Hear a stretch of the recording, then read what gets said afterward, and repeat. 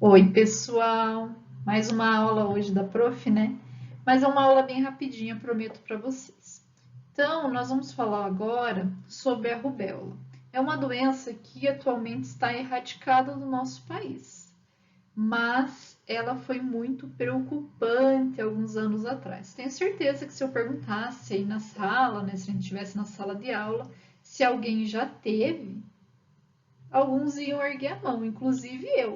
Já tive rubéola quando era pequena. Mas, graças à vacinação e todo o desenvolvimento que nós tivemos nos últimos anos, ela não acomete mais ninguém no Brasil atualmente. O problema da rubéola não é quando ela é transmitida para você quando você é criança ou até mesmo na fase adulta. Ela traz alguns problemas, é claro, pode ser uma doença mais grave, mas o maior problema dela é durante a gravidez. Então a gente vai falar um pouquinho sobre essa doença, vamos falar sobre a vacinação e eu trouxe essa aula, apesar de a rubéola já estar erradicada no nosso país, eu trouxe essa aula para mostrar para vocês a importância da vacinação. Então, vamos falar um pouquinho da epidemiologia dessa doença. Essa doença só tem como hospedeiro o homem, ou seja, é passado, né, de um ser humano para outro ser humano. Ela é encontrada em todo o mundo, sendo que no Brasil a maior frequência dela era durante a primavera, por ser um país tropical, né? Não se sabe bem porquê, né, dessa epidemiologia, mas a maioria das pessoas se contaminava na primavera.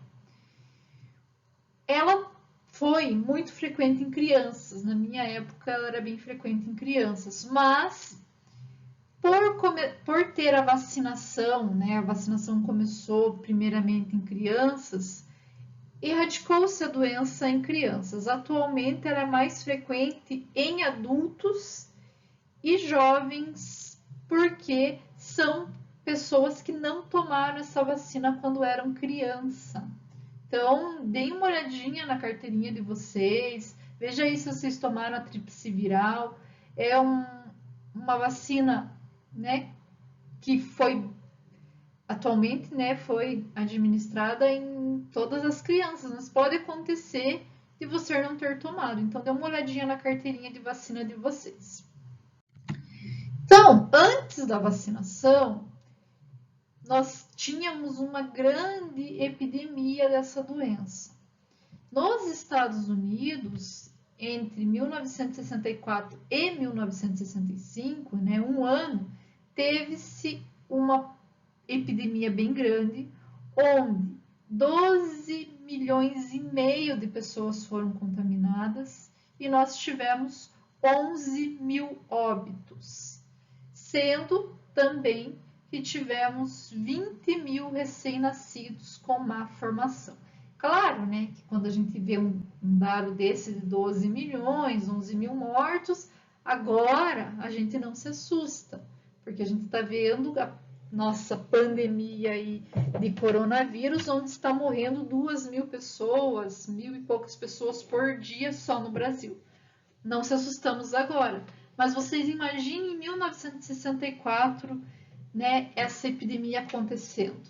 Então, foi uma epidemia bem grande e ela assustou muito o mundo inteiro.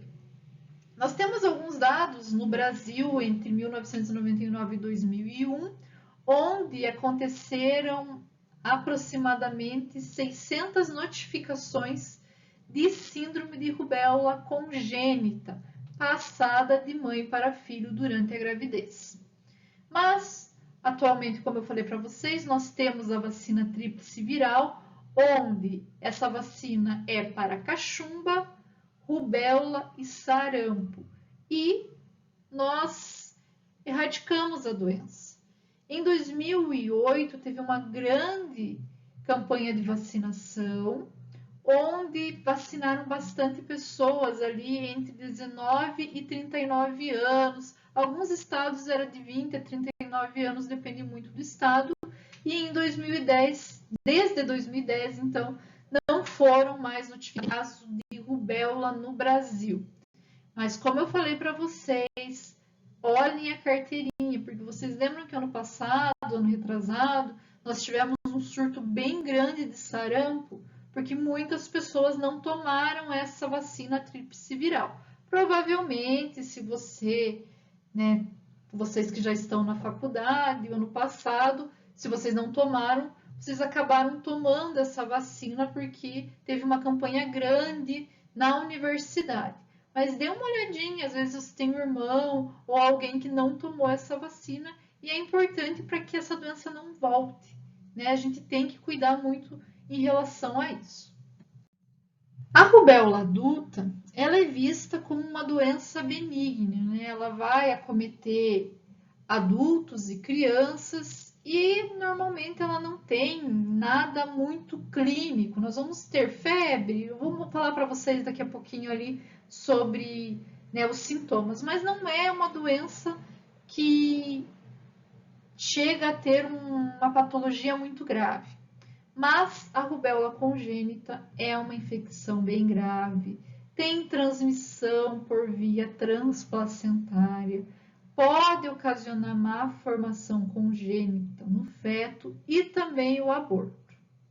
E eu também vou falar quais são as más formações para vocês daqui a pouquinho. Vamos falar um pouquinho antes da rubéola. Então, a transmissão da rubéola aguda, ela vai ocorrer através da via respiratória.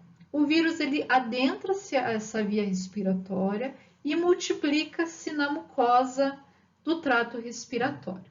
Depois disso, ele vai ser enviado para a via linfática, onde ele faz uma disseminação. Então, nós vamos ter alta concentração do vírus nos nódulos linfáticos.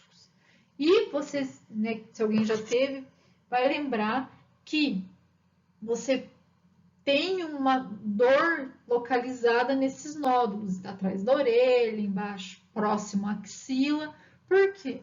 Porque o nódulo está tentando se livrar desse vírus e por isso você vai ter essas dores.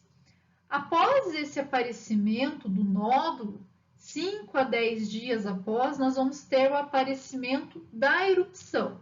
Então, primeiro, o vírus ele contamina o trato respiratório, faz a disseminação linfática, vai para os nódulos e 5 a 10 dias depois, nós vamos ter o aparecimento das erupções cutâneas, que é aquela fotinho que eu coloquei no primeiro slide e já vou mostrar para vocês aqui no segundo slide também.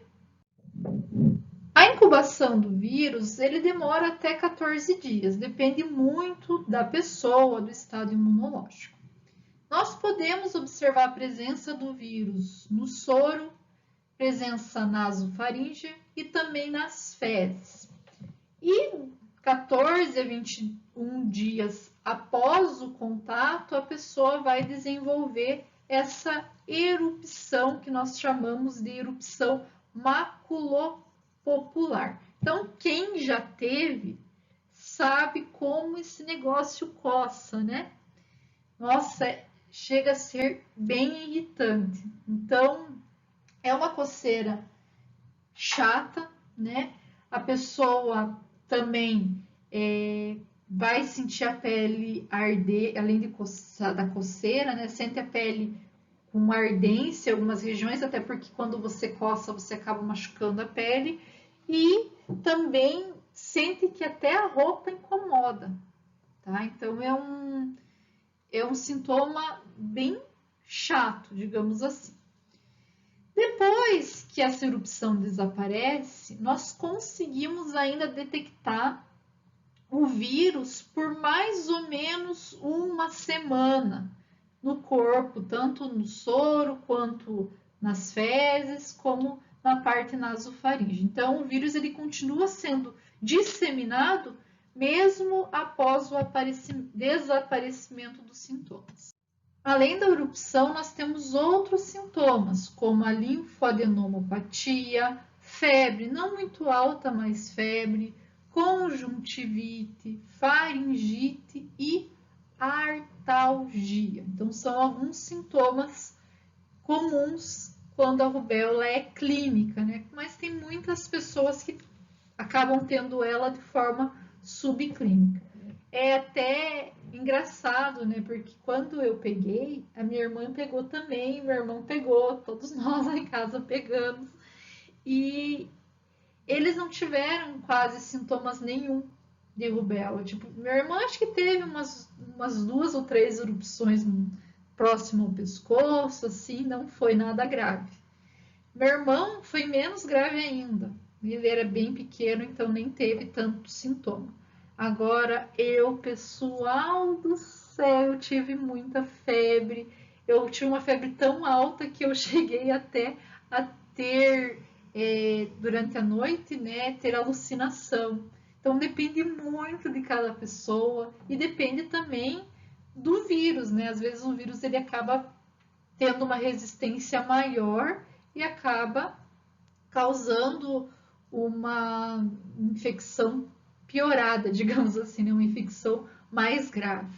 Então, depende muito de cada pessoa. Mas eu lembro muito bem da rubéola, porque meus irmãos não tiveram sintoma. Meu irmão, que era menor, não teve nenhum sintoma. A minha irmã teve um sintominha e eu, que era maior, gente do céu, né? Nem parece, mas eu tive um sintoma bem grave aí. Bem grave não, né? Uma febre maior, erupção maior, mas também nada de muito grave. Desapareceu em 3 dias os sintomas e graças a Deus a prof está bem, está aqui dando aula para vocês hoje. Mas eu gostaria de contar porque é um caso clínico interessante, né? 3 irmãos pegaram com diferença de poucos dias e quando eu peguei, o meu sintoma foi maior que o deles. Então, como que o hospedeiro vai responder a essa infecção? Ele vai produzir anticorpo IgM, que vão ser detectados aí logo após o aparecimento dos sintomas, e você pode observar a presença desse anticorpo por até 1 ano após a infecção. Alguns hospedeiros vão produzir IgG, mas não é todo paciente que produz. E nós temos a produção de anticorpo IgA, IgD e IgE, que vão ser detectados após 2 semanas dessa infecção. A rubéola congênita, ela já traz um problema maior, né? Então, é uma infecção passada da mãe, que se contaminou com rubéola durante a gravidez, para o feto. Essa infecção do feto depende muito da época da gestação. Por exemplo, se está no primeiro trimestre de gestação, a possibilidade de passar para o feto é de até 90% nas primeiras 8 semanas. No segundo trimestre, a possibilidade é de 25% a 35%. Aumenta essa possibilidade próximo ao parto. Porém, a maior manifestação dos sintomas vai acontecer se a mãe for infectada durante o primeiro trimestre de gravidez. Normalmente, após esse trimestre, não se tem manifestação no feto, mas, é claro, depende muito de cada indivíduo, né? Pode acontecer, mas geralmente somente quando a mãe é contaminada no primeiro trimestre. E quais são as consequências dessa infecção para o feto? Nós temos perda de audição no feto, doença cardíaca congênita, retardo psicomotor, catarata, glaucoma, retinopatia, trombocitopenia, temos também hepatomegalia, esplenomegalia e também pode ter um retardo no crescimento uterino. Após o nascimento, o recém-nascido infectado, ele pode apresentar o vírus em vários órgãos do corpo. Então, nós já observamos o isolamento desse vírus na maioria dos órgãos do recém-nascido logo após o nascimento. Alguns tecidos, esse vírus vai estar presente até 1 ano após o nascimento. 80% dos recém-nascidos infectados apresentam vírus na secreção nasofaríngea e na urina, sendo que 3% desses recém-nascidos continuam a excretar por até 20 meses esse vírus. Então, assim, a infecção dura bastante nos indivíduos recém-nascidos. A liberação crônica do vírus pelo recém-nascido vai ocorrer se esse recém-nascido foi infectado, né, vai acontecer somente, se esse recém-nascido foi infectado no começo da gestação, então na gestação precoce. E isso é uma característica. Se nós fazemos um exame e vemos que o recém-nascido está liberando esse vírus, tem essa infecção crônica, você acaba podendo assimilar esse resultado com uma infecção gestacional precoce. O diagnóstico laboratorial ele pode ser de forma sorológica ou por isolamento do vírus. Normalmente, o sorológico é feito para fetos recém-nascidos, é um teste bem utilizado, onde nós podemos fazer detecção de anticorpo IgM por ELISA ou reação de hemaglutinação ou neutralização procurando o vírus. E podemos fazer também o isolamento do vírus. Esse isolamento geralmente é feito para mulheres durante a gestação. Nós podemos fazer a secreção, né, a avaliação do vírus na secreção nasofaríngea por 6 dias após ou 6 dias antes do aparecimento das erupções. Então, nós vamos ter a presença deste vírus e com o isolamento do vírus nós conseguimos fazer reação de neutralização, hemaglutinação, imunofluorescência e PCR para identificação. Não temos nenhum tratamento específico para o vírus rubéola, somente vacina.